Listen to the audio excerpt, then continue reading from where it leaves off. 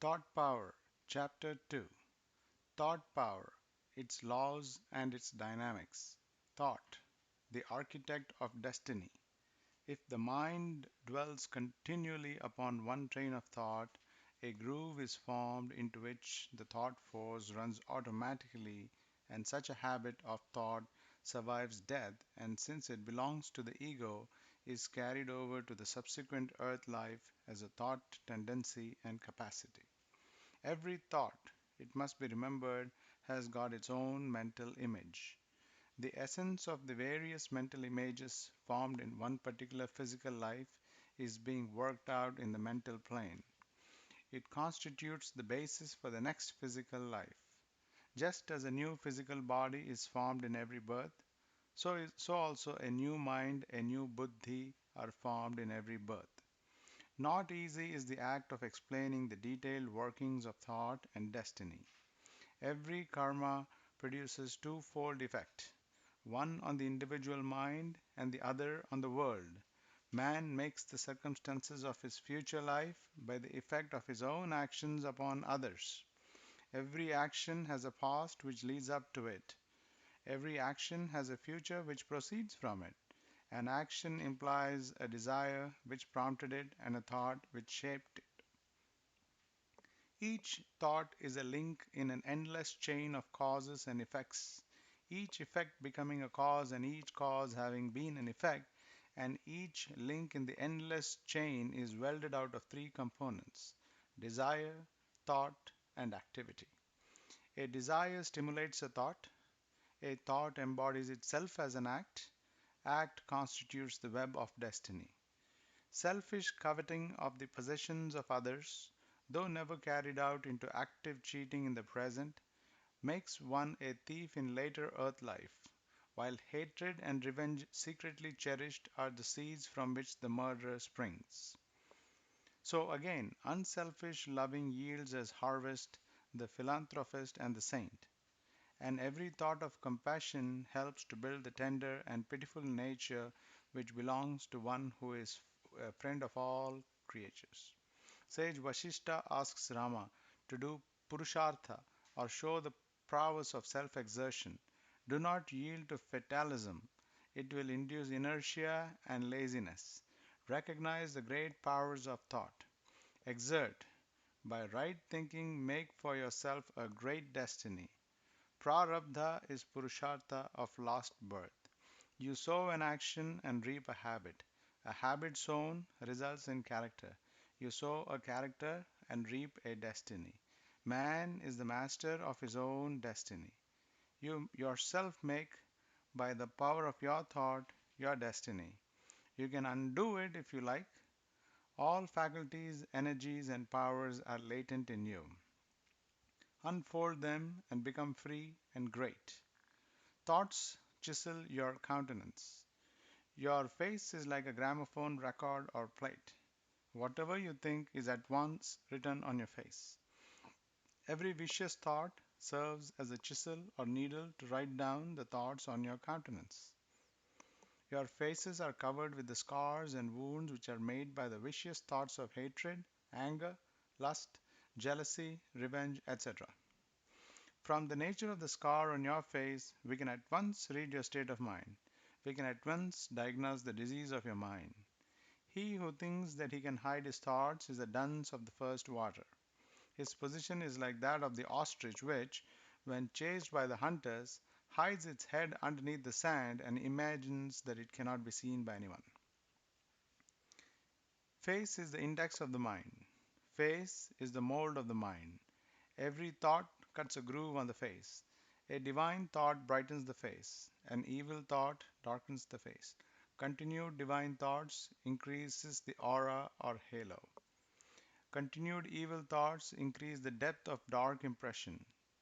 Just as the continued striking of a vessel against the edge of a well while drawing water makes deeper and deeper hollow on the vessel. The facial expression truly advertises the inner state of the mind or the true contents of the mind. The face is like an advertisement board wherein is advertised what is going inside the mind. Your thoughts, sentiments, modes, and emotions produce their strong impressions on the face. In your face, you can hardly hide your thoughts. You may wrongly think that you have kept up your thoughts in secret. The thoughts of lust, greed, jealousy, anger, revenge, hatred, etc., at once produce their deep impression on your face. The face is a faithful recorder and a sensitive registering apparatus to register and record all the thoughts that are in your mind. The face is a polished mirror to indicate the nature of the mind and its contents at a particular time. Thoughts feature the physical expressions. Mind is the subtle form of this physical body. The physical body is the outward manifestation of the thoughts. So when the mind is wrought, the body is wrought too. As a man of rough appearance generally cannot invoke love and mercy of others, so a rough-minded man cannot invoke love and mercy of anybody. Mind very conspicuously reflects on the face its various states, which a man of intelligence can very easily read. The body follows the mind. If the mind thinks of falling from a height, the body prepares itself immediately and shows external signs. Fear, anxiety, grief, cheerfulness, hilarity, anger all produce their various impressions on the face. Your eyes betray your thoughts. The eyes, which represent the windows of the soul, bespeak of the condition and state of the mind. There is telegraphic instrument in the eyes to transmit the messages or thoughts of treachery, depression, gloom, hatred, cheerfulness, peace, harmony, health, power, strength, and beauty. If you have the faculty to read the eyes of others, you can read the mind at once. You can read the uppermost thought or dominant thought of a man if you are careful to mark the signs in his face, conversation, and behavior. It needs a little pluck, acumen, training, intelligence, and experience. Negative thoughts poison life. Thoughts of worry and thoughts of fear are fearful forces within us. They poison the very sources of life and destroy the harmony and running efficiency, the vitality and vigor. While the opposite thoughts of cheerfulness, joy, and courage heal, soothe, instead of irritating, and immensely augment efficiency and multiply the mental powers. Be always cheerful, smile, laugh. Psychophysical imbalances. Thought exerts its influence over the body. Grief in the mind weakens the body. Body influences the mind also in its turn. A healthy body makes the mind healthy. If the body is sick, the mind also becomes sick. If the body is strong and healthy, the mind also becomes healthy and strong. Violent fits of hot temper do serious damage to the brain cells. Throw poisonous chemical products into the blood, produce general shock and depression, and suppress the secretion of gastric juice, bile, and other digestive juices in the alimentary canal, drain away your energy, vitality, induce premature old age, and shorten life. When you are angry, the mind becomes disturbed. Similarly, when the mind is disturbed, the body also becomes disturbed. The whole nervous system is agitated. You become enervated. Control anger by love. Anger is a powerful energy that is uncontrollable by practical Vyavaharik Buddhi, but controllable by pure reason, Sattvic Buddhi or Viveka Vichara. The creative powers of thought. Thought creates the world. Thought brings things into existence. Thoughts develop the desires and excite the passions. So the contrary thoughts of killing the desires and passions will counteract the former idea of satisfying the desires. So when a person is impressed with this, a contrary thought will help him to destroy his desires and passions. Think of a person as a good friend of yours, and there the thing is created as a reality. Think of him as your foe, then also the mind perfects the thought into an actuality. He who knows the workings of the mind and has controlled it by practice is really happy. Similar thoughts attract each other. In the thought world also, the great law, like attracts like operates. People of similar thoughts are attracted towards each other. That is the reason why the maxim runs as follows: birds of the same feather flock together. A man is known by the company he keeps. A doctor is drawn towards a doctor. A poet has attraction for another poet.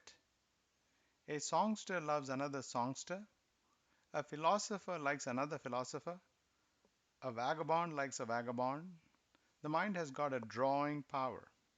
You are continually attracting towards you from both the seen and the unseen sides of life forces, thoughts, influences, and conditions most akin to those of your own thoughts and lines.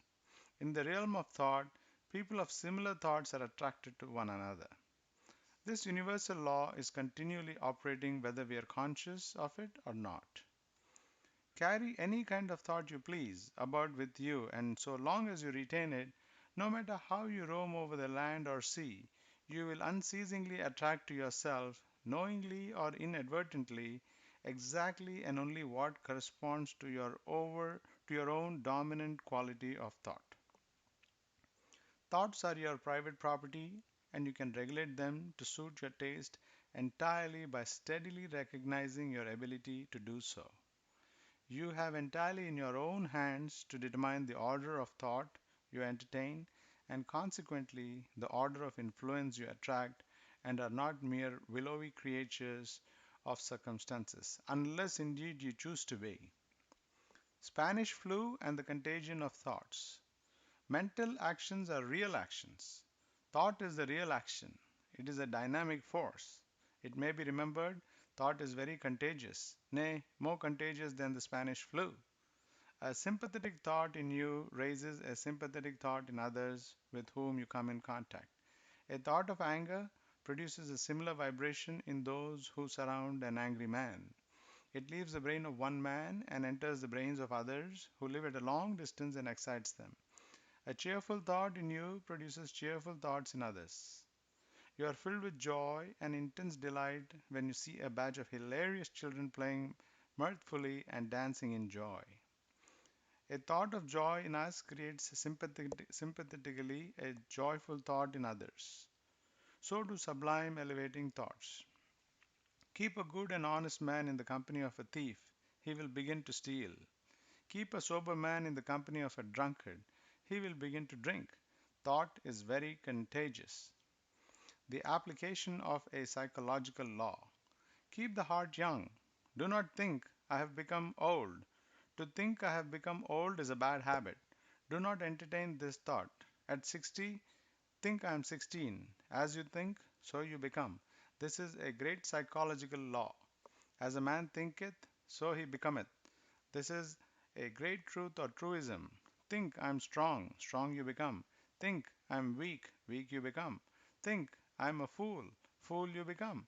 Think I am a sage or god you become. Thought alone shapes and molds a man. Man lives always in a world of thoughts. Every man has his own thought world. Imagination works wonders. Thought has tremendous force. Thought, as already said, is a solid thing. Your present is the result of your past thoughts, and your future will be according to your present thoughts. If you think rightly, you will speak rightly and act rightly. Speech and action simply follow the thoughts. Understand the laws of thought. Every man should have a comprehensive understanding of the laws of thought and their operations. Then alone can one live in this world smoothly and happily. He can utilize the helping forces to serve his ends in the best possible manner. He can neutralize the hostile forces or antagonists' currents. Just as the fish swims against the current, so also he will be able to go against the hostile currents by adjusting himself properly and safeguarding through suitable precautionary methods. Otherwise, he becomes a slave. He is tossed about hither and thither helplessly by various currents. He is drifted like a wooden plank in a river. He is very miserable and unhappy always, although he is wealthy and possesses everything. The captain of a steamer who has mariner's compass, who has knowledge of the sea, the routes, and the oceanic currents, can sail smoothly. Otherwise, his steamer will be drifted here and there helplessly and wrecked by dashing against some icebergs or rocks. Likewise, A wise sailor in the ocean of this life, who has a detailed knowledge of the laws of thought and nature, can sail smoothly and reach the goal of his life positively. Understanding the laws of thought, you can mold or shape your character in any way you like. The common saying, "As a man thinketh, so he becometh," is one of the great laws of thought. Think you are pure, pure you will become. Think you are noble, noble you will become. Become an embodiment of good nature. Think good of all. Do always good actions. Serve, love, give. Make others happy. Live to serve others. Then you will reap happiness. You will get favorable circumstances or opportunities and environments. If you hurt others, if you do scandal mongering, mischief mongering, backbiting, tale bearing, if you exploit others, if you acquire the property of others by foul means, if you do any action that can give pain to others, you will reap pain. You will get unfavorable circumstances or opportunities and environments. This is the law of thought and nature.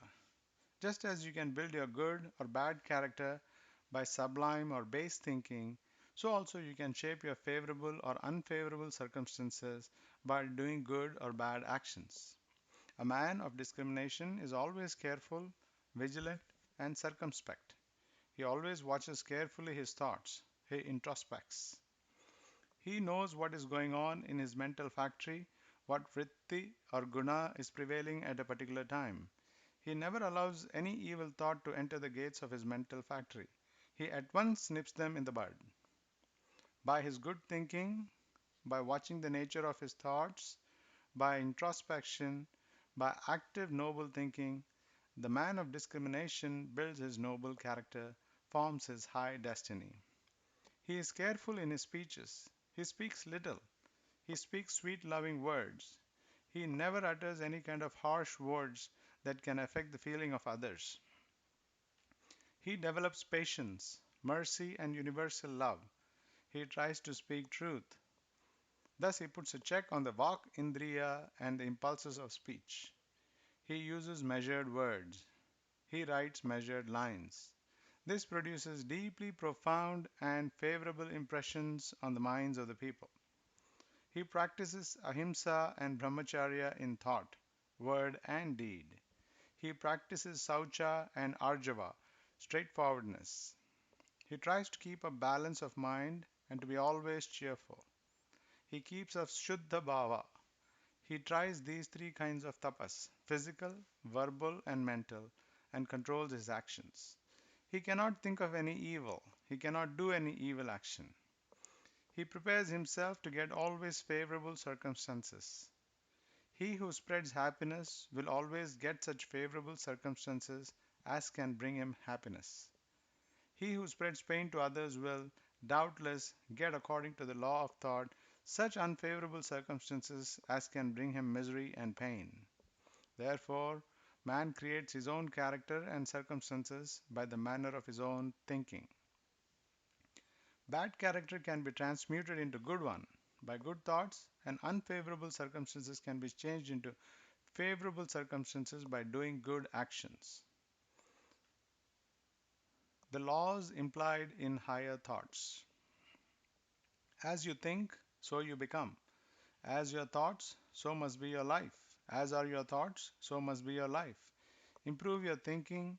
Better thoughts bring better actions. Mere thinking of the objects of this world is pain. Bondage is caused by the very act of thought. Pure thought is a mightier force than electricity. The mind which is attracted by objects of sense tends to bondage, while that which is not so attracted tends to emancipation. Mind is a dacoit. Slay this mind dacoit. You will be happy and free forever. Manifest all your strength in the task of conquering your mind. This is true manliness or purushartha. Self-denial is a means to the purification and refinement of mind. Purify and still the thoughts. The layers of ignorance covering knowledge will not be removed without a calm mind. The subtle part of food forms the mind. Mind is manufactured out of food. The subtle part of food is transformed into mind. Food does not mean merely what we eat, but what we gather through all our senses. Learn to see God everywhere. This is real food for the eye. Purity of thought depends on purity of food. You can see better, hear better, taste better, think better when you entertain sublime divine thoughts. Look at an object through a green or red glass. The object appears green or red. Even so, the objects are colored by the desires through the mirror mind. All mental states are transitory. They produce pain and sorrow. Have freedom of thought. Free yourself from the slavery of prejudice that blunts intellect and dulls thoughts. Think of the immortal Atman. This is the right method of direct original thinking. The Atman reveals itself after the purification of thoughts. When the mind is serene, without any want, without any motive, without any craving or desire or thought, without any compulsion, without hope, then the Supreme Atman shines. There is the experience of bliss. Live the way in which saints live. This is only way to victory over thoughts, mind, and the lower self, and until you have conquered mind, there can be no sure and permanent victory. Thought, a boomerang. Be careful of your thoughts. Whatever you send out of your mind comes back to you. Every thought you think is a boomerang. If you hate another, hate will come back to you. If you love others, love will come back to you. An evil thought is thrice cursed. First, it harms the thinker by doing injury to his mental body.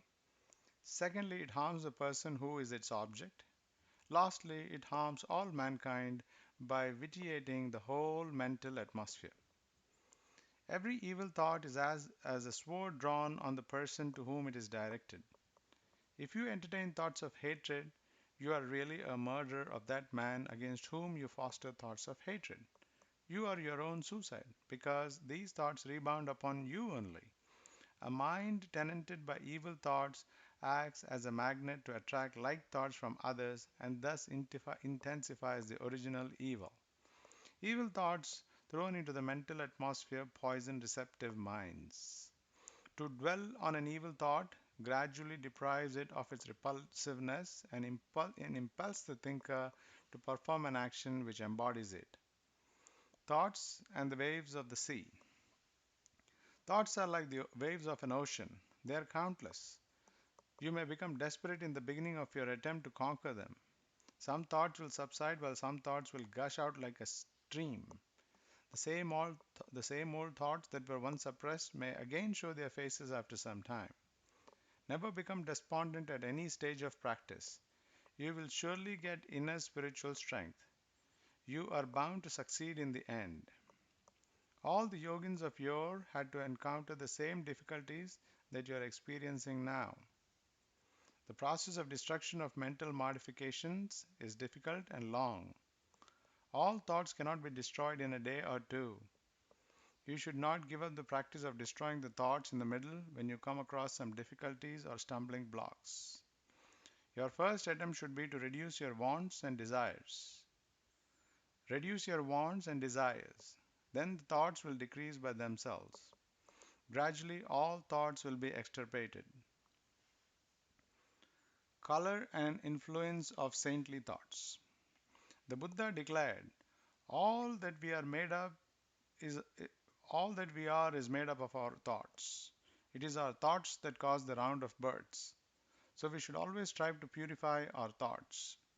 When we go and sit near a sage, we feel a unique calmness. But if we are in the company of a bad and selfish person, we feel uneasy. It is because the vibrations of peace and calmness emanate from the aura of the sage, whereas from the aura of the selfish person emanate vibrations of evil and selfish thoughts. The second effect of thought is the creation of a definite form. The quality and the nature of a thought determine the color and the clearness of that thought form. A thought form is a living entity and it has a strong tendency to carry out the intention of the thinker. Blue thought forms denote devotion. The thought form of self renunciation is of the loveliest pale azure with a white light shining through it.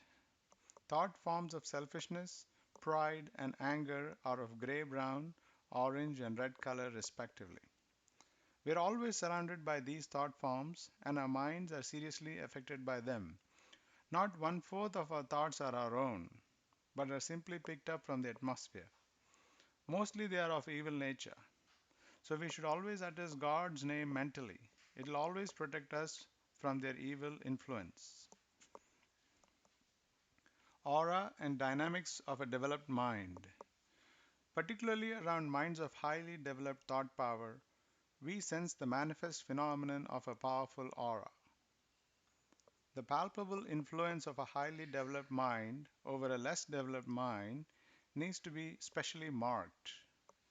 It is not possible to provide a description of what it is like to be in the presence of a master or a developed adept. To sit in his presence, though he hardly speaks a word, is to feel a thrilling sensation and discover the impacts of new inspiration that it wields on our minds. Mind carries aura, mental aura or psychic aura. The Sanskrit term for aura is tejas. It is brilliance or halo that emanates from the phenomenon of mind. In those who have sought the full development of their minds, we find it extremely effulgent. It is capacitated to travel long distances and affect in the most beneficial manner a large number of persons who are privileged to come under its influence. It must be noted that the spiritual aura is far more powerful than either psychic or pranic or mental aura. Dynamics of thoughts and moods. People of gloomy moods attract to themselves gloomy things and gloomy thoughts from others and from the Akashic records in the physical ether. Persons with hope, confidence, and cheerful spirits attract thoughts of similar nature from others. They are always successful in their attempts. People with negative moods of depression, anger, and hatred do positive injury to others.